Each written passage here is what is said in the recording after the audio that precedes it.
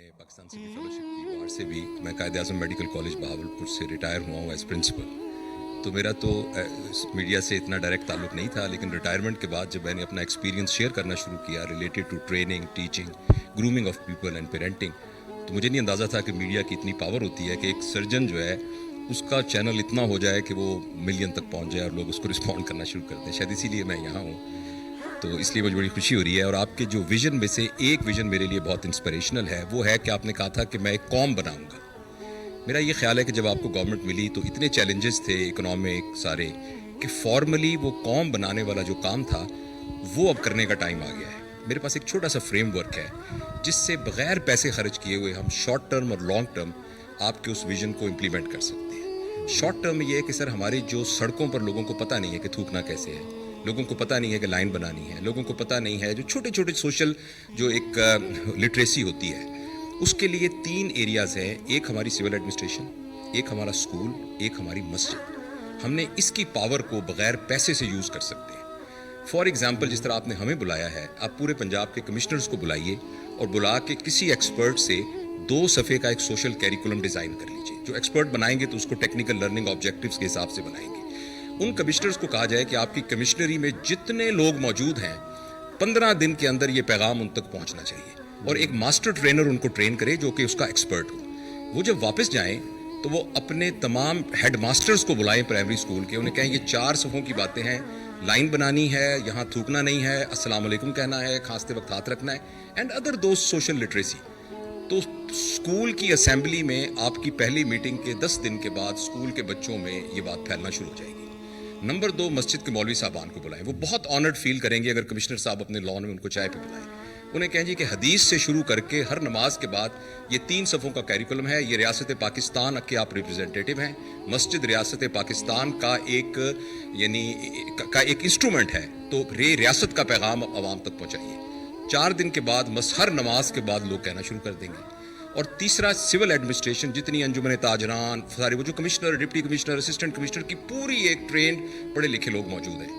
15 دن کے اندر پورے پاکستان میں نوائز لیول ہو جائے گا کہ یہ 10 کام ہم نے نہیں کرنے.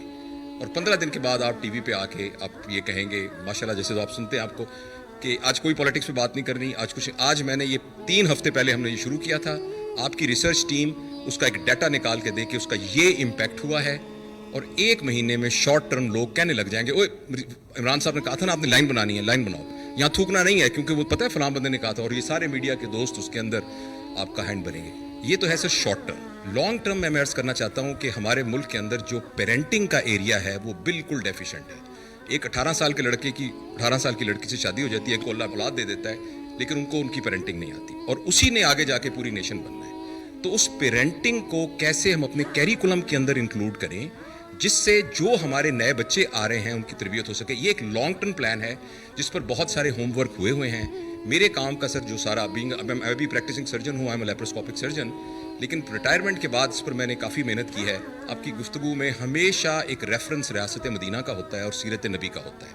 میں سر کالج آف فزیکل سرجن میں لیڈرشپ پڑھاتا ہوں اور سافٹ اسکل پڑھاتا ہوں. میں تمام چیزیں جو بیسیکلی ویسٹ کی ہیں ان کو جب ریلیٹ کرتا ہوں تو وہ اسوہ نبی صلی اللہ علیہ وسلم سے اس کا ریلیشن شپ مل جاتا ہے, جو کہ ویسٹ نے ریسرچ کر کے لی ہے, وہ ہمارے پاس پہلے ہی ہمارے بزرگوں کے تحت موجود ہے. تو کسی طریقے سے جیسے آپ کو مبارک بھی سر, ہم سب کو بھی کہ جو آپ نے سنگر کیریکولم ایڈ کیا ہے وہ 6ٹھی جماعت تک ناظرہ قرآن کا ہے. میری آپ سے یہ ریکویسٹ ہوگی کہ اس کے بہت ساری وائسز اس کے اگینسٹ ہوں گی, لیکن پلیز اس کو امپلیمنٹ کیجئے, جو کہ سارا ہوم ورک شفقت صاحب نے اور سب نے کیا ہوا ہے. اور قرآن وہ ایک ریفرنس ہے جس کے ذریعے سے وہ تربیت ہو سکتی ہے جو ریاست مدینہ کی تربیت ہے, نبی کریم صلی اللہ علیہ وسلم کے اسوہ سے ریلیٹڈ ہے. ریٹائرمنٹ تو صرف قبر میں ہوتی ہے, اصل ریٹائرمنٹ انسان کو. ہمیں تو جو حدیث ہے کہ آپ علم سیکھتے ہیں جب سے پیدا ہوتے ہیں اور قبر میں جاتے ہیں, تو اٹ مینز علم سیکھنے کا مطلب اسٹرگل. آپ اسٹرگل کر کے علم سیکھتے ہیں نا, نہیں تو بیٹھے بیٹھے تو علم نہیں آتا. تو بیسکلی انسان کو تو بنایا اللہ نے اسٹرگل کے لیے, اور وہ سارا وقت جب تک اپنا ذہن استعمال کرتا ہے اور ذہن استعمال کرتا ہے پروڈکٹیولی, وچ مینس کہ سوسائٹی کا فائدہ کرواتا ہے, تو وہ اصل میں وہ کام کر رہا ہوتا ہے جو کہ جس کے لیے ہمیں اللہ نے پیدا کیا. 2 چیزیں جی. ایک جو سوسائٹی کو, عام لوگوں کو احساس ہو کہ ہم ایک قوم کا حصہ ہیں, یہ جو ریاست ہے یہ ہمارا بھی پرواہ کرتی ہے. پرابلم یہ ہوتا ہے کہ جب چھوٹا سا طبقہ ایک ساری پریولیجز لے جاتا ہے اور باقی لوگوں کو ڈپرائیوڈ ہو جاتے ہیں, وہ قوم بن نہیں سکتی. یہاں جب کوئی آپ تاریخ اٹھا کے دیکھیں جو اوپر سے فتح کرنے آتے تھے اس ملک کو, ہندوستان کو, تو وہ کوئی راستے میں ایک دفعہ وہ وہاں اوپر سے پہاڑوں سے نکلتے تھے, وہ سیدھا پانی پت پہنچتے تھے. راستے میں رکاوٹ نہیں ہوتی تھی کیونکہ وہ قوم نہیں تھی. جو عام جو لوگ تھے ان کے کوئی نہ رائٹس تھے نہ کچھ تھے, فیوڈل سسٹم تھا. تو جو طاقتور تھا وہ سب کچھ تھا, نیچے کچھ نہیں تھا. تو وہ پھر کوئی لڑتا ہی نہیں تھا, کیونکہ آزادی کے لیے لوگ لڑتے ہیں نا. تو جب میرے پاس ہے ہی کچھ نہیں تو میں کیوں لڑوں گا؟ اگر سکھ میرے اوپر حکومت کر رہے ہیں یا مسلمان کر رہے ہیں, مجھے کیا فرق پڑتا ہے؟ مجھے تو کوئی کچھ نہیں دے رہا. سب سے امپورٹنٹ چیز یہ ہے ہمارا جو احساس پروگرام ہے کہ ہم نے اپنے نیچے سے لوگوں کو لفٹ کرنا ہے اوپر. اس کے لیے ایک بڑا میں انشاءاللہ ایمبیشس پروگرام لانچ کر رہا ہوں کہ پاکستان میں کوئی بھوکا نہ سوئے. یہ بڑا ہم آئی ٹی کا پورا استعمال کر رہے ہیں اور پورا ایک پروگرام ڈیولپ کر رہے ہیں کہ کیسے ہم پہلے ہاٹ سپاٹس پاکستان میں دیکھیں, کون سے علاقوں میں لوگ بھوکے ہیں, سارا پہلے ڈیٹا ڈیولپ کریں, پھر ملک کو موبلائز کریں کہ ہم کیسے ان سارے علاقوں میں جو کمزور علاقے ہیں کھانا پہنچائیں. یہ بنیادی ضرورت, لوگ بھوکے نہ سوئیں. اور اس کے بعد ساتھ ساتھ باقی بھی کر رہے ہیں. یہ ون سنگل کریکولم کے اوپر آ رہے ہیں کہ نچلے لوگوں کو موقع ملے اوپر آنے کا. پھر جو ہیلتھ کارڈ لے کے آ رہے ہیں, یہ ایک انقلاب ہے پاکستان میں. کے پی میں اور پنجاب میں انشاءاللہ بائی اینڈ آف 21 ہر خاندان کے پاس ہیلتھ انشورنس ہوگی. یہ ایک ہیلتھ سسٹم کا انقلاب آنے والا ہے. جب ایک گاؤں کے ایک خاندان کے پاس ایک ہیلتھ کارڈ ہوگا تو وہ کسی بھی ہاسپٹل میں جا کے اپنا ہیلتھ کارڈ سے علاج کروا سکتے ہیں. تو پھر پرائیویٹ سیکٹر گاؤں اور چھوٹے شہروں میں چلے جائیں گے, ہاسپٹلز بنائیں گے. ان کو ہم علیحدہ انسینٹیوائز کر رہے ہیں ہاسپٹلز کو کہ چھوٹے شہروں میں جائیں. گورنمنٹ کے پاس تو وسائل نہیں آتے زیادہ ہاسپٹل بنانے کے. تو کیونکہ وہ اس لیے نہیں جاتے غریب علاقوں میں یا چھوٹے گاؤں میں کہ ان کو پیسہ نہیں بنتا. تو جب ہیلتھ کارڈ آ جائے گا تو وہ تو کہیں بھی جا کے اپنا علاج کروا سکتے ہیں.